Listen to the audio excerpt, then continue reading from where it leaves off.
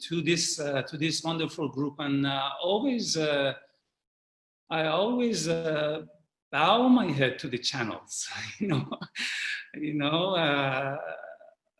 Someone tells you about a good movie, a good food, a good program, a good team, and you get involved and you say, oh, it's because of that person. So I just want to thank Elena for reminding me of this and bringing me here. And this is really naturally following her presentation on hope last time.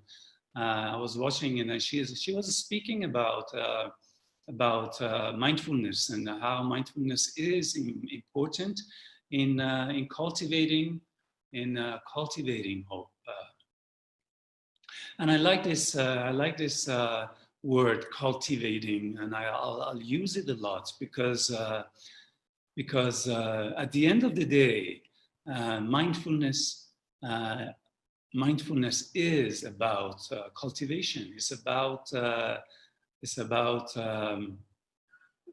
remembering what we have and growing what is inside us, deeply inside all of us. So that's what mindfulness is. It's not about teaching. That's what I don't use usually teacher. I like trainer or facilitator, someone who helps us to remember what we have inside, the capacity within each and every person in this room and in this globe. That is the ability to be aware and to be here.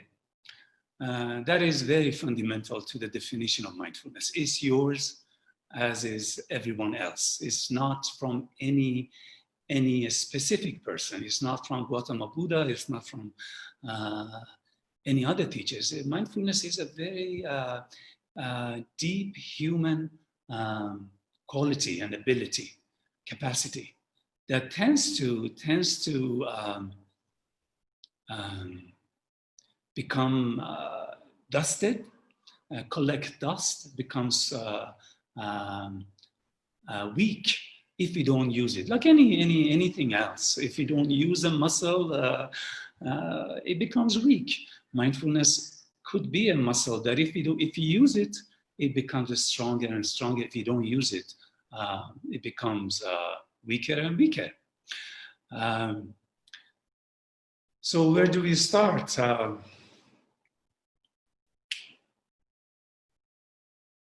I like to start with a story. If you start personally about my story about mindfulness, I like you to spend a few minutes to know why I became a mindfulness teacher. So I was a student at the University of Toronto, studying psychology. And there's these news in the city that this program is a good program, MBSR. I was hearing about this program, that it's a good program. So sometimes when I was feeling helpless with some of my clients, I was doing my internship at UFT, I would send them to this program because I was hearing always positive feedback from people. So the clients that I had would undergo this 8 weeks of program. This is 20 years ago. And everyone would come back and say something positive about it. Everyone. So the seed was planted in me. They said, there's something about this program. Until there was a friend of mine, very close friend, one of my best friends still. He collapsed into deep depression because of a relationship he was going through. And this person was a person that if you told him, close your eyes for 2 minutes and practice any kind of meditation or yoga for that matter, any kind of contemplation, he would say, no, this is not me. This is not for me. I mean, meditation and prayer, attention to your breathing in yoga, it's not me. So this person was very skeptical towards any kind of mind training. But you know, when we need it, and you go to a doctor, and doctor tells you this is the medicine, however bitter, you drink it, you eat it, because it's you need it. So he did. He listened to me for the first time, and he went and underwent this program in Toronto, 8 weeks. And I was very curious to see what he comes back with. And when he came back after 2 months, and he thanked me for the fact that I introduced the program for him. And he said, I remember his words was saying, you saved me. You saved my life with this program. Then I really became interested to know, I have to go and check this program out. If the program has this kind of effect on a person like that, then there must be some kind of softness, some kind of wisdom written and designed within this program. And here it is. I started looking into it. I started practicing it, and I've been teaching it for past 15 years. And I never looked back. I never looked back because when people come and attend this program, after the week 4 and after the week 5, I could see the effect of sheer attending the program on their face. The program makes, or the practice, I'm saying, the practice of mindfulness makes them literally open up, even physically on the face. You can see people open up to life. That's why I've chosen the name Revisiting Stress and Well-being, because for me, at least, it was very new when I started looking into MBSR and mindfulness-based stress reduction. The idea of mindfulness being an invitation to not accepting, opening to whatever that is unfolding in our life, regardless of pleasant and unpleasant. For me, it was a shift of awareness.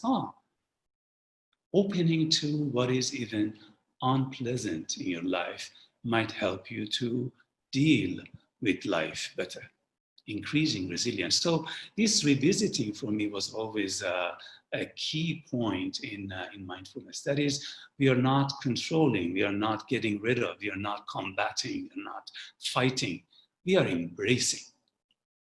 Mindfulness is an invitation to embrace whatever that is happening in our life from moment to moment, however unpleasant they may be. And that for me was very radical invitation when I started practicing it. So when we think about, let's start with the name of the program. First comes first, the stress reduction program, mindfulness-based stress reduction program. So say about stress.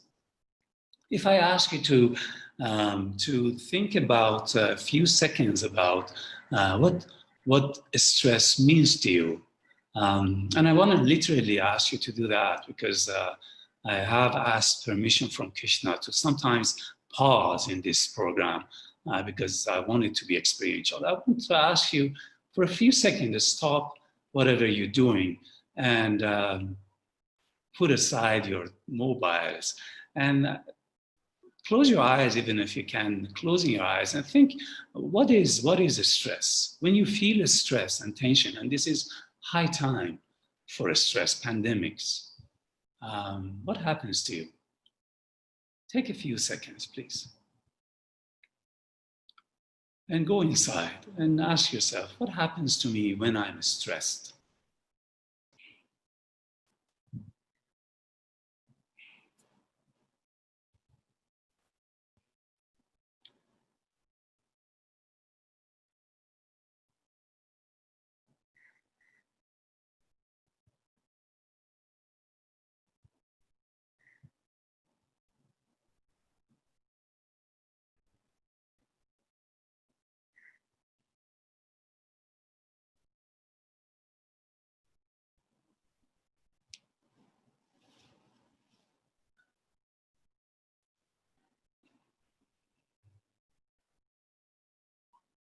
You don't need to go far. Just these days, we are bombarded by stressors.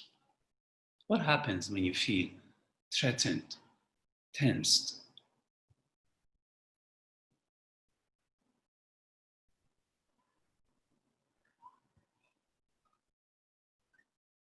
And if you go inside and listen to a voice inside, there is a voice that is very familiar to all of us when we are stressed, and that is, I can't anymore. This is too much for me. I can't handle this. This is beyond my capacity. Can you listen? Can you remember that voice? Thank you. And this voice that I can't anymore, this is beyond me, is as a result of an assessment. When we go inside and we look inside and see, examine our resources or inner resources, and then we come outside and examine the problem at our hands, the issue at our hand. And if we feel, by any way, we feel that we don't have enough resources to deal with this problem, then we feel threatened. We feel stressed. It's as if you want to buy a house and you go into your account and you check how much money we have. And if I don't have enough, then I realize I can't buy the house. And if the house is very dear to me and very critical to me, then I feel threatened and stressed. So there is some kind of assessment of what we have and what we are facing in the process of feeling stressed. So as a result, if we follow the transaction, as a result, for our ability or the way we behave or the way we perceive stress is really depends on how clear, it depends on the degree of a clarity we have in assessing the inner resources and the dimension of the problems that is facing us. If the faculty of attending, if the faculty of assessing is not as clear as it should be, we might not be able to see how much resources we have inside. Or we might not see the size, the real size of the problem at hand. So in that case, the perceived stress is really not the way it should be. So I'm bringing this in because in MBSR, I was watching John Kabat-Zinn, my teacher, the other night, and he was saying MBSR is not important. What is important is the M. The M, which is the mindfulness, is what is that's the ability, or that's the tool that we use to assess how much do we have inside and what is the problem at hand.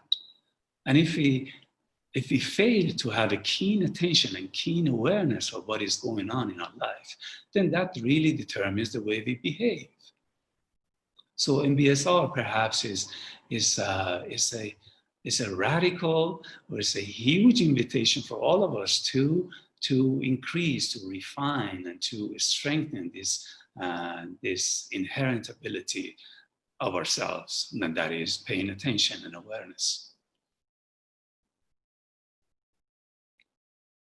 And as a result, just to give you an example of the agenda of the program is really not to get rid of stress. I mean, when you see, or people see the name of the program, saying a stress reduction program, the reason they come, or you come to the program, is because they say, oh, stress. I relate to that. I'm stressed, so I want to go and take this course. But really, the course is not about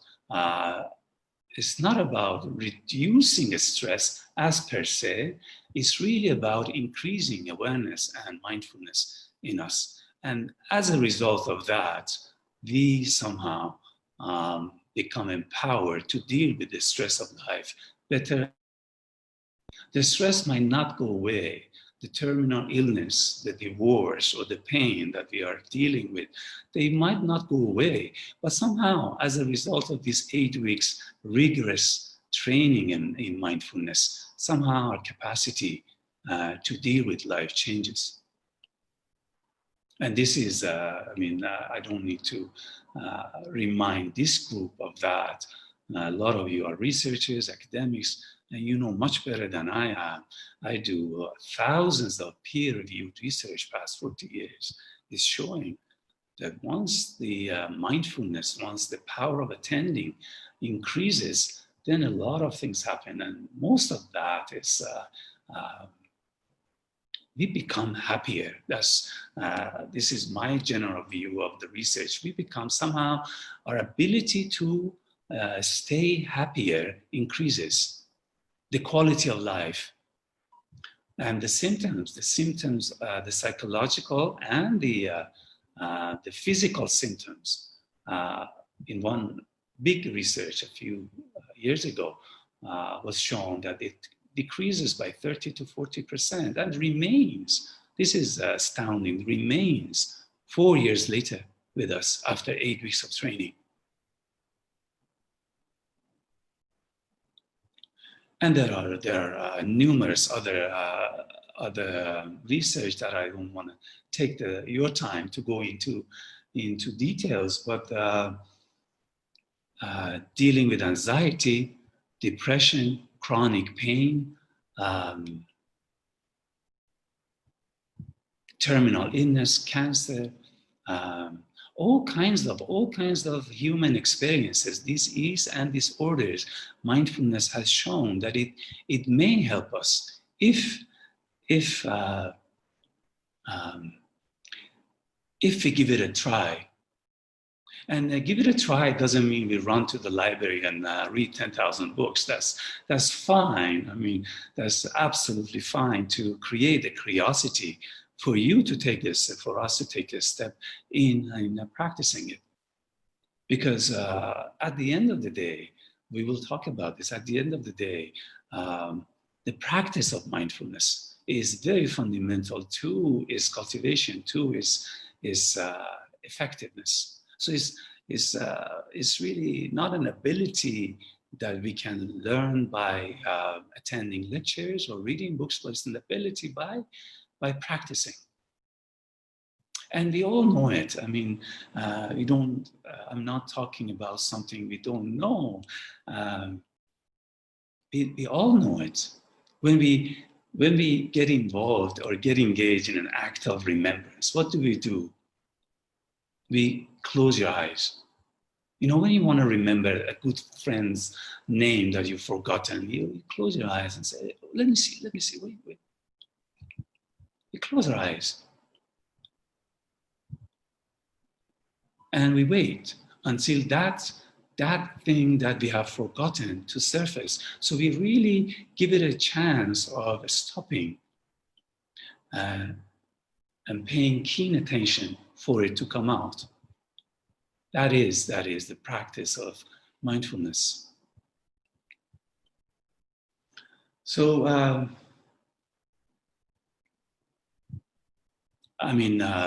for this group, I don't need to get into the history of mindfulness. It was developed by Dr. John Kabat-Zinn some 40 years back at UMass Medical School. And since then, and amazingly, at the inception of it, it was very closely related to chronic pain. It helped a lot of, John was telling me, always told us, whenever doctors, they gave up on people with chronic pain, they would send it to his clinic. We can't help this person with chronic pain. Maybe you can. And mindfulness has shown, one of the things that mindfulness has shown to be very effective is increasing the ability to carry pain, if not reducing pain, to carry pain. And I love that about mindfulness because I've been a witness to hundreds of, if not thousands of people that have trained, that if if the symptoms, they don't disappear, there's some shift in the person, and that is their ability to carry more, to live with the same symptoms with a different attitude, maybe a happier attitude, as if there is some kind of enhancement of our capacity to carry life through this practice. And since its inception is its history, you know, it has mindfulness and MBSR. It has found itself in every corner of mainstream life. And name it. Last decade was tagged as a decade of mindfulness revolution or movement, mindful movement, because I think it has shown that it helps us. It helps us in arts, it helps us in health. Lawyers and judges are practicing it. Athletics, Olympics are practicing it. And at the end of the group, the politicians are coming to see that this is helping us. The UK Parliament and US Congress are adopting it, are welcoming it in increasing the ability to make wise decisions. So I leave the research on you. I think this would be a good time to stop, to practice it, to see what it is, this big M, as John was saying, and then come out and talk about the mindfulness itself and the program, the renowned mindfulness-based stress reduction program. What happens in those 8 weeks? If some of you are interested to know what happens, I'd like to spend some time before moving on to question and answer. This is what happens in those 8 weeks of program. But first, a practice. Would that be okay, Krishnan? We sit in practice for a few minutes? Yes, sure. Yeah, because yeah, it really is a good place to start. What it is, as if I sit and describe for you what is sweetness, what is sugar. It won't happen until you grab a piece of chocolate and taste it. Yeah. Like taste of water. Now, okay, for that it's good to sit comfortably, or lying down. You want to say they want to keep the video off, though I have said some people are there. If it is okay, it's fine, and just. I'm okay if the reception is good and people like to have the video on, it's fine. There's nothing happening. I'm gonna close my eyes, so it's up to you. Okay, fine. Yeah. Okay. Yeah. On. My video is good to be on. And sitting comfortably, I'm going to use a bell. This sound, when you hear it, that means please come out of the practice. Okay, so we're going to sit for 8 to 10 minutes to give you a good taste of what it is. And we're not going to do anything extraordinary by attending to breathing together, more or less. So if you're lying down or sitting, see if you can relax for a few minutes.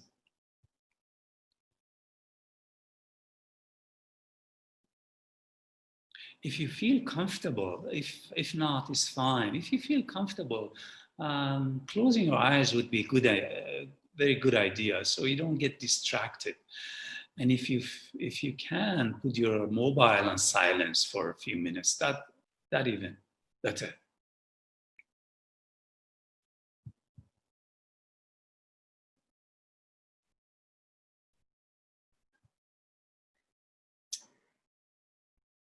And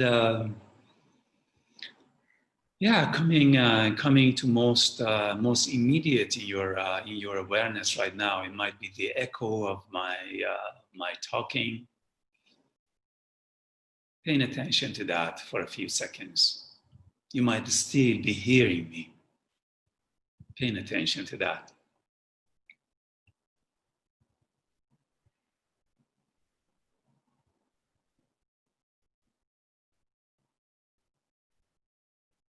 And if you like, paying attention to the feeling of sitting or lying down wherever you are. It might be the feeling of the chair or the bed if you're lying down and relaxing. The touch points with your body. See if you can pay attention to that, please. The warmth, the pressure of any kind of sensations.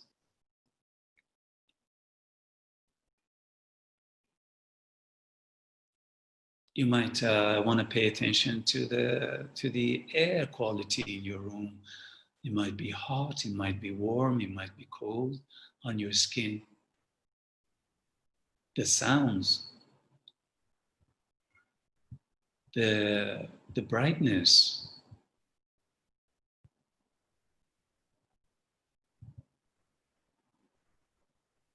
Coming to be fully present here with your sensations together.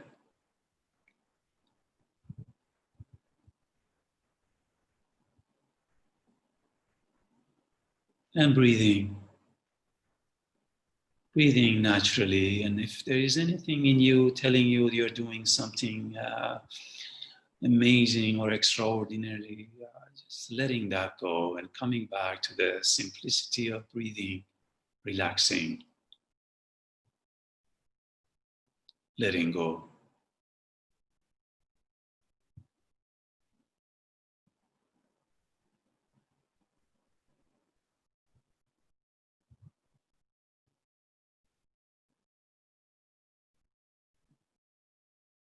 Remembering that we are here paying attention to what is going on right now.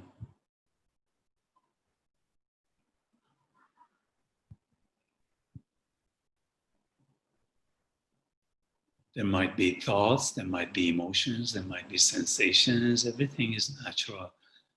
Paying attention, recognizing them, naming them inside, and see if you can slowly bringing the attention slowly to your breathing, as if it's important.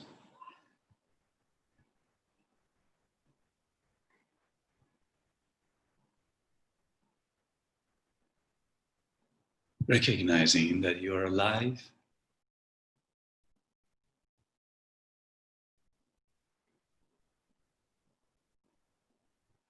and still breathing.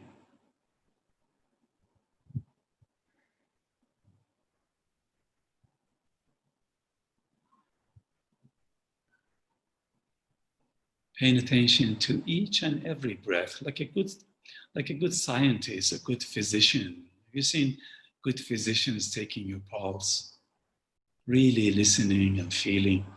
They don't do that anymore. Some do.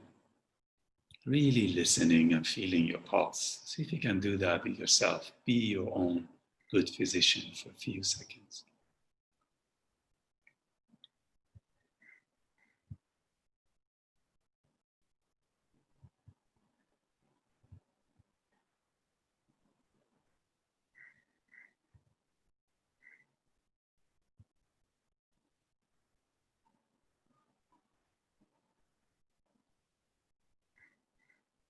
And of course, in doing this, naturally you realize the mind goes, the mind wanders off to many places.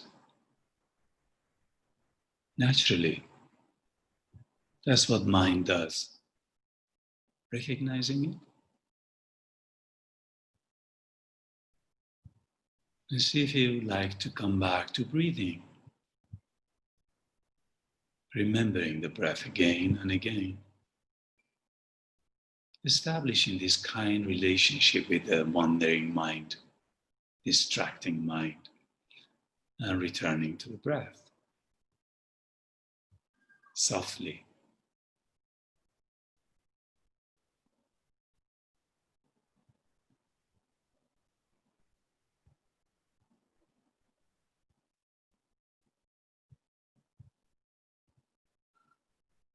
If you like, you can be really curious, like a good scientist, and ask yourself, where do I feel my breath? Where is my breath? It could be in your mouth, in your nose, in your throat, chest, or belly. Feeling it, finding the breath.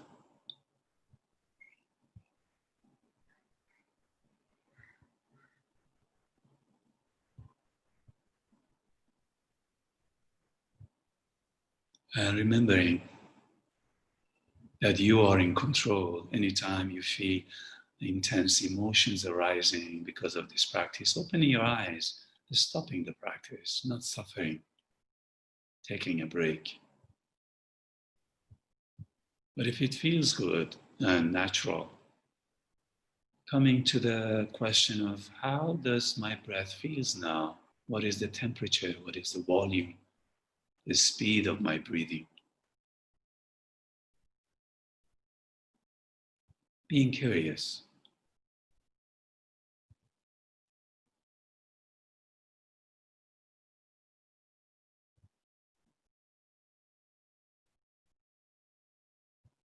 And open to all of your experiences, emotional, intellectual, bodily experiences, allowing them to be while breathing, opening, attending.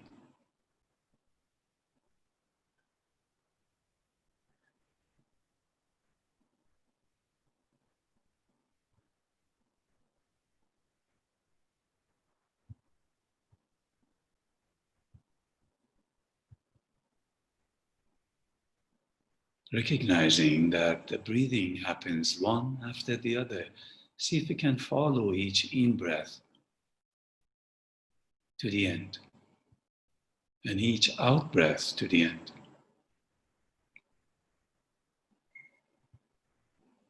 Naturally, without struggling.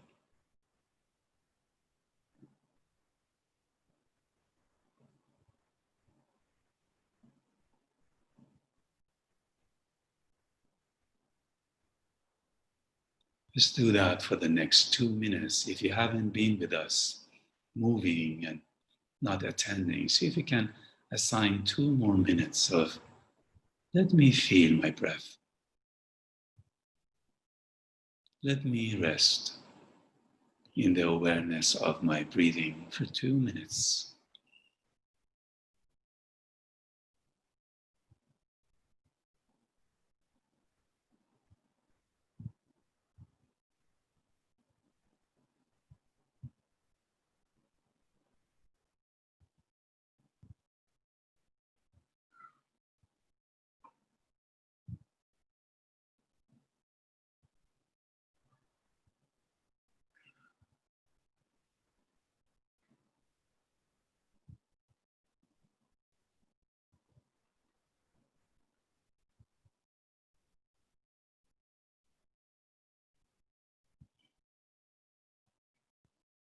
Breathing,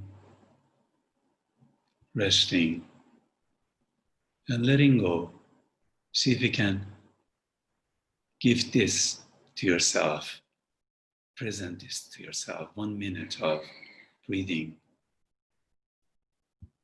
You deserve it.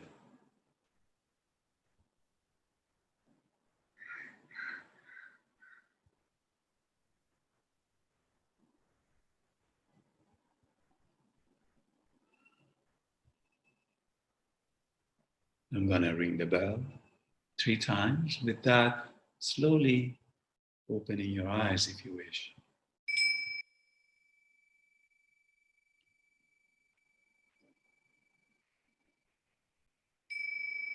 Remembering you are in this class, virtual class of nearly 200 people.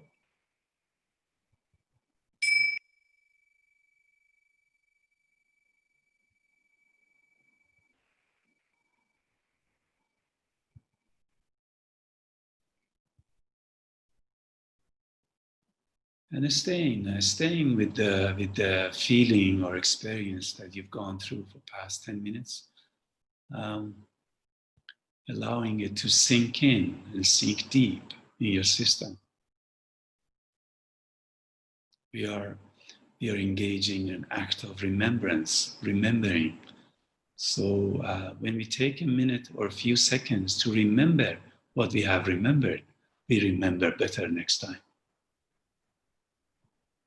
That's how neuroscience is showing that our brain is changing.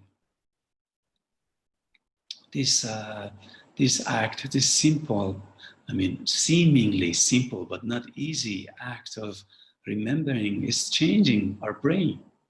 You all know it's changing the amygdala, the place or the center responsible for stress and fight and flight.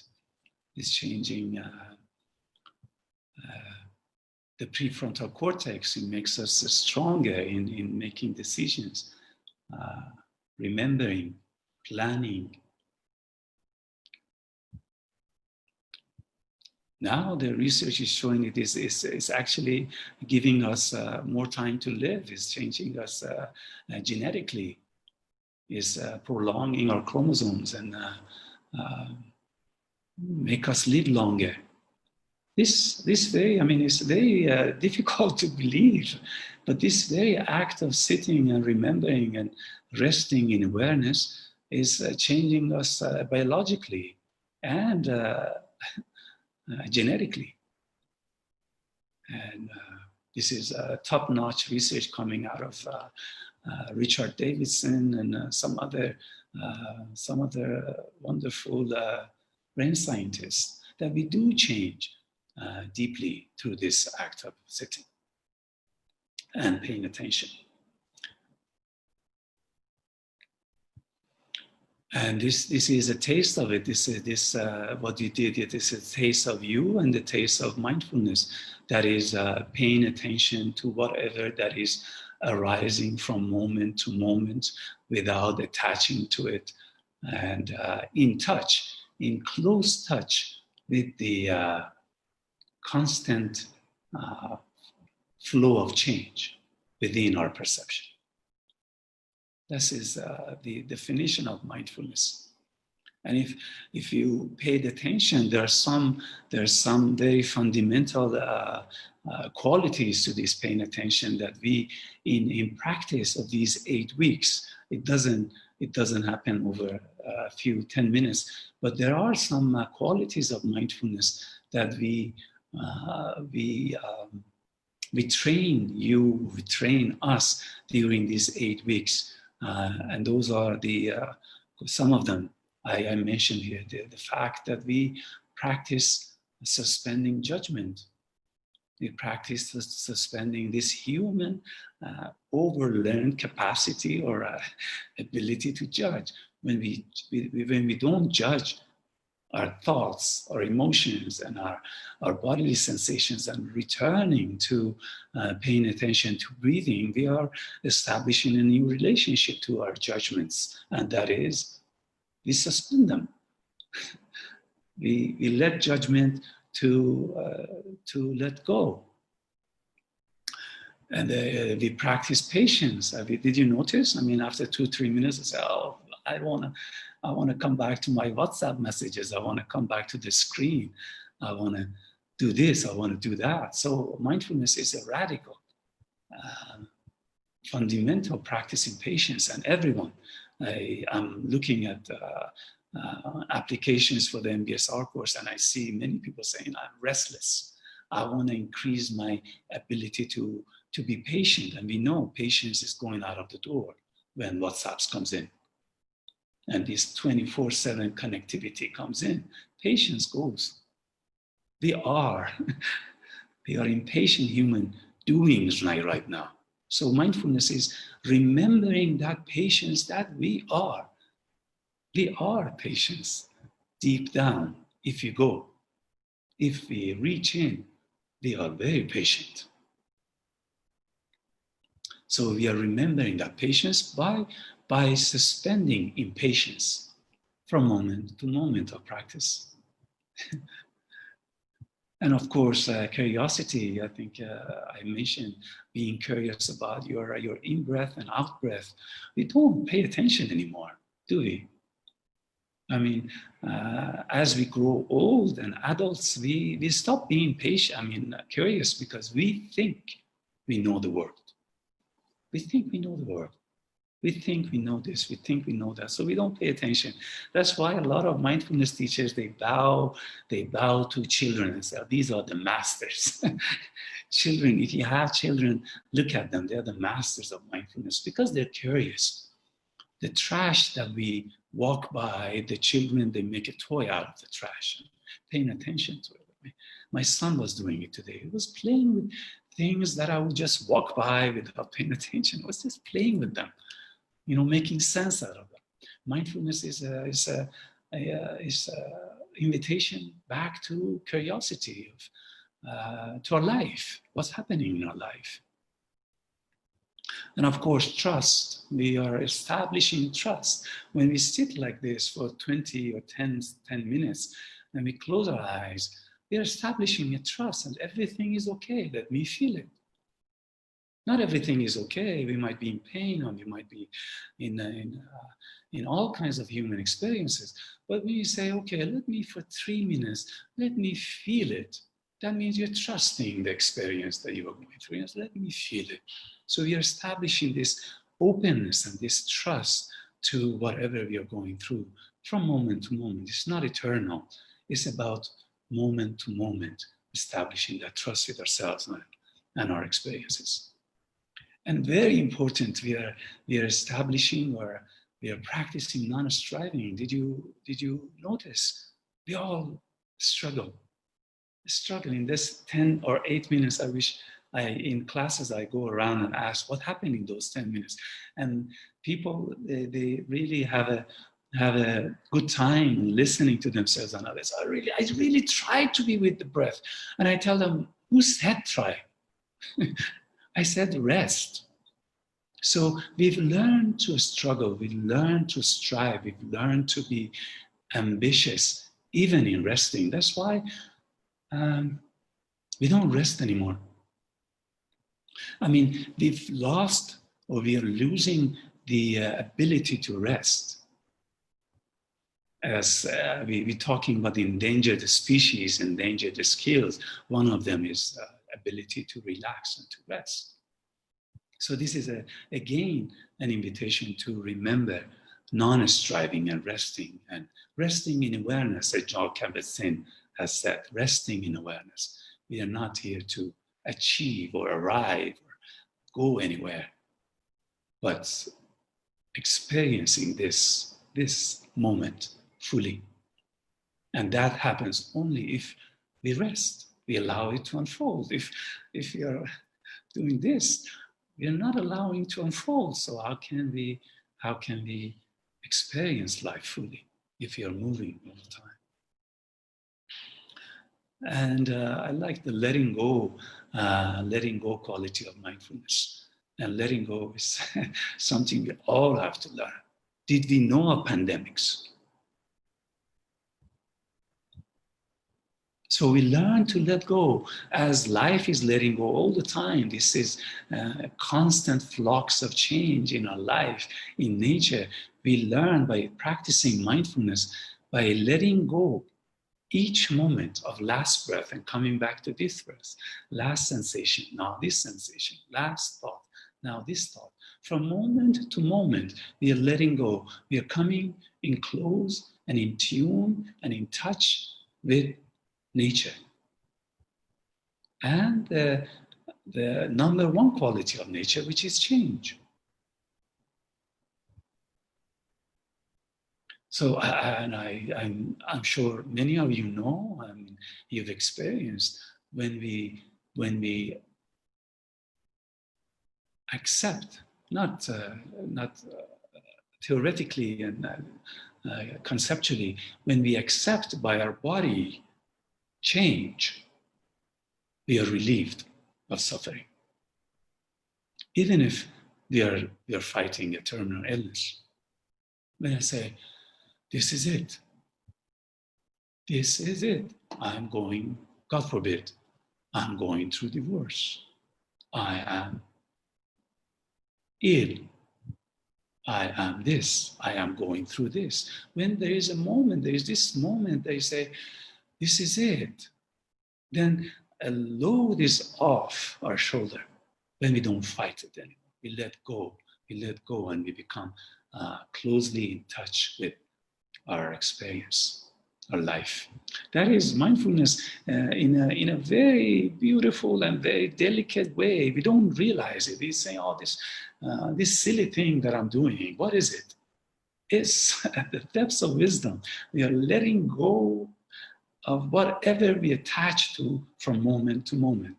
And through that, you're cultivating the wisdom, the eternal wisdom of things change. Anicca in Buddha's language, anicca. Things change.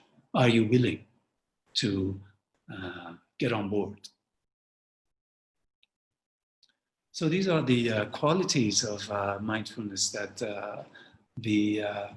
we go through these 8 weeks, and you know, see so much to do. That's why the whole program is 8 weeks, because from session to session we come back and cultivate these qualities. There's an awareness, and then there's these refinement of awareness. There could be this awareness, but in awareness, we have to refine it to become non-judging, trusting, accepting on all these qualities. And that takes time. I mean, that takes time. I'm just saying it, but it could be this moment. And it's here. It's not in 8 weeks, it's right here. We are able to do that right here. I mean, many of you are scientists, and I don't need to go through. Shapiro has put this in the shortest story, what happens scientifically. He says through intention, we make an intention. I mean, deciding, oh, I'm going to go take a test course, so I'm going to sit for 10 minutes and feel myself. We intend, and this is very fundamental. We intend to take care and to attend. Through intending, we attend. Through attending, there is a connection happen. Through this connection, you felt it, you connected to your breathing. If I listen to a few of you say, oh, for the first time I connected to my breathing. Through this connection, some kind of inner regulation happens. And through this regulation, order sets in.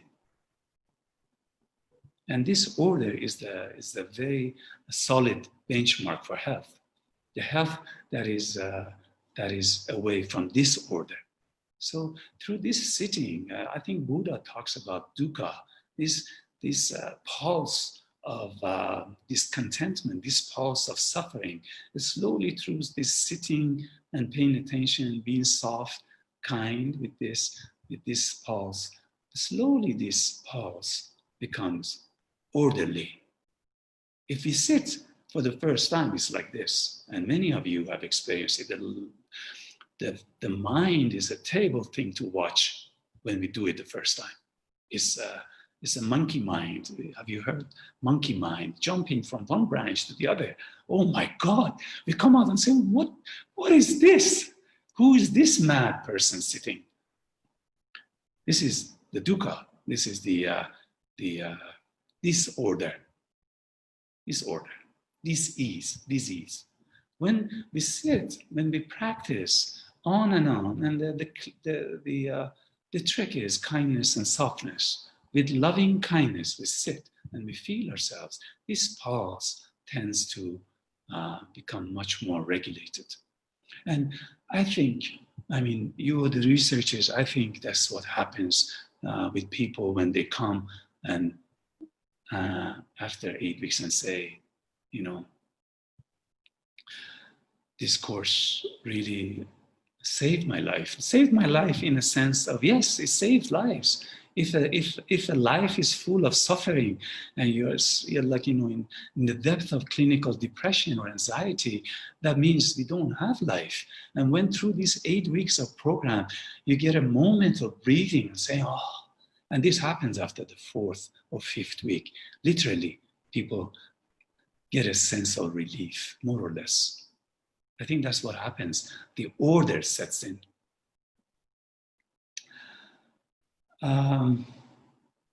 That's about mindfulness. I think I'm just going to go through Krishna just very briefly about the program, what happens in 8 weeks. So the curious minds is fulfilled. And then, sure. Is that okay? Just yeah, that's fine. That's fine. No problem. Yeah. I talked a lot, but no. Very briefly about the MBSR, mindfulness-based stress reduction. What happens? If you want an executive summary, it's about increasing awareness by using the body and breath, emotions, and the thoughts. So if you imagine a triangle, in the middle is awareness, and we have bodily sensations and breath, thoughts, and emotions. We use these three to increase or to cultivate and enhance our awareness, and the job is done. So that's it. And so the first week, actually the first 2 weeks, what we do is basically we bring this practice of what we did today, of awareness of breathing, and everything is a dosage wise. We don't start with 40 minutes of practice of breathing. Never do that, please. You don't know who is in the room. Of course, I have to say, we always interview people who come to the program to make sure who is in the room with what symptoms. There are exclusion criteria to attend MBSR. People with active psychosis, addiction, and some other disorders, they may not be fit to sit in MBSR.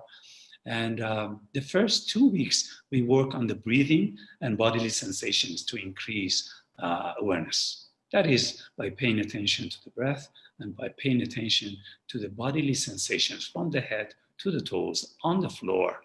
On the floor, people take off their shoes and lie on the floor. The first session they come in and they say, what? I say, yes, let's go on the floor and do practice. So it's 80% of the course is practice. The first 2 weeks is body and breath. Week 3, we introduce movement, bodily movement, what we call mindful yoga. I should say clients, they receive audio files, CDs all day to go home and practice all these techniques, 40 to 50 minutes every day. We ask them to give a commitment to practice 1 hour a day, all these techniques. Week 3, we introduce mindful yoga. That is very simple stretches, but we cultivate or we train them to bring awareness to the sensations while they're moving the body, So we somehow train ourselves to be aware even while moving, because we are not sitting all the time. So that's mindful yoga. Week 3 and 4 really based is breathing, bodily sensation in stillness, and then yoga in movement. We prepare somehow. We prepare for week 5, which is the mindful sitting. That is, we sit. I say sit, people can lie down if you don't feel like sitting. It's about sitting and paying attention to your thoughts and emotions from moment to moment in a curious, non-judgmental, and all the qualities that we spoke about, and paying attention to what goes on inside you without reacting. So we train people in that way to be non-reactive and accepting to their thoughts and emotions. Week 5, that's why it comes week 5. Week 6, between week 5 and week 6, we have a day called retreat day. That's my favorite day. That's 6 hours of training in silence. We review all the techniques of the first 5 weeks in that day. The clients being silent, only I talk. So it's from one technique to the other, one drill to the other in silence. It's a silent retreat for a day. And week 6, 7, and 8 is about reviewing all the techniques, refining, removing the challenges people have, of the formal practice, and then we introduce informal practices as well, like things that they use we use in daily life, such as mindful speaking, mindful listening, mindful eating, skills that are related to life. We bring, aside from formal practices, we practice this informal application of mindfulness in life. And that is week 6, 7, and 8. And that's it. That's basically 8 weeks. Each session is 2.5 hours to 3 hours. Each week, we ask participants to practice 1 hour a day. We give them 3 audio files and a book with homework. And we make them committed. We make them committed to practice and to be present in each session. And briefly, 2 minutes. The benefits, the benefits, I think we spoke about it, but I'm just gonna hint on a few. 40 years of research has shown people who attend MBSR, somehow the ability, our ability to deal with the stress increases. Resilience increases. When we practice being with life as it is, somehow we increase our ability to deal with the stress and tension. And I like this one, our ability to relax increases. As I was saying, we learn to relax. We get empowered to turn off the mobile and relax for minutes. Relaxing doesn't mean checking our WhatsApp messages. It means really relaxing. Psychological and physical symptoms decreases 30 to 40%. Pain disappears, or not disappears, reduces pain, chronic pain, and if not, our ability to carry pain and live with pain increases. And there is a certain increase in energy and enthusiasm for life for people who attend this program. And in our research, in many researches, this goes on for 4 years after the 8 weeks training. This was a few years ago. Now I hear, because of the improvement in our gadgets, in the scientific gadgets, now they're showing even half an hour of sitting in silence and practicing mindfulness changes our brain. You don't have to go to 30 hours of rigorous training. Now they're showing 20 to 30 minutes of practice can set in a change, significant change in the brain.